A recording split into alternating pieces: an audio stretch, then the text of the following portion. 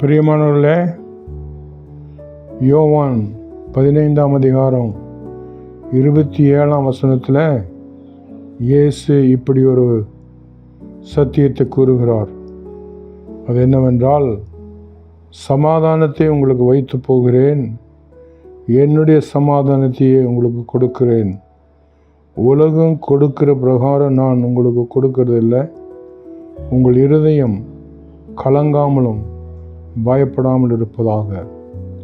பிரியமானவர்களே, ஆண்டவராய் இயேசு தம்முடைய 12 சீசர்களை கூடவே 3 வருஷம் வைத்திருந்த பிறகு அவர் இந்த பூமியை விட்டு உயிரோடு எழுந்த பிறகு புறப்பட்டு போகிறார்.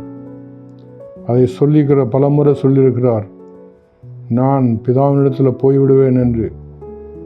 இப்போ அந்த வேலை கிட்டத்தட்ட வந்ததுனால சீசர்கள் கலங்குகிறார்கள்.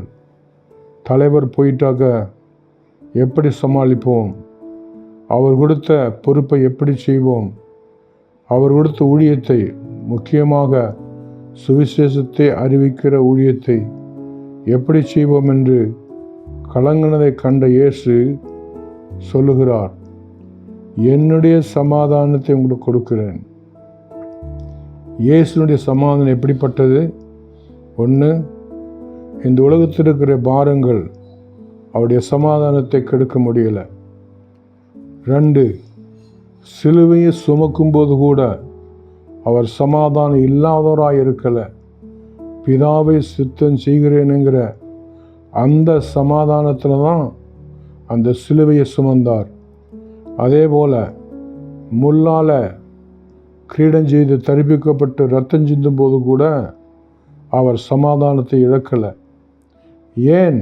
சிலுவையில் தொங்கும்போது கூட அவர் அந்த சமாதானத்தை இழக்காதனால அது நிரந்தர தெய்வீக சமாதானம்.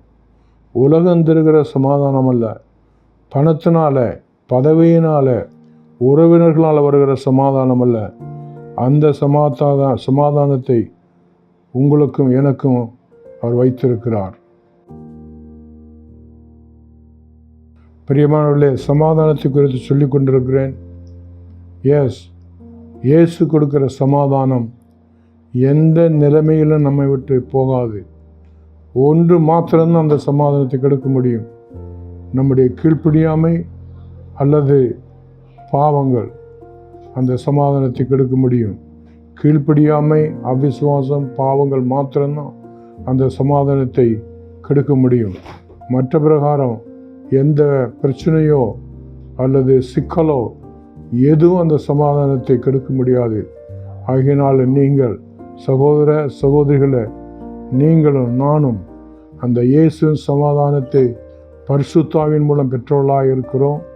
ஆகையினால அந்த சமாதானத்தை காத்து கொள்ளும்படி வேதவசனத்தையும் ஜெபத்தையும் பரிசுத்த வாழ்க்கையும் கைவிடாமல் இருக்க கர்த்தராகிய ஆண்டவர் நமக்கு உதவி செய்வார். ஆமென்.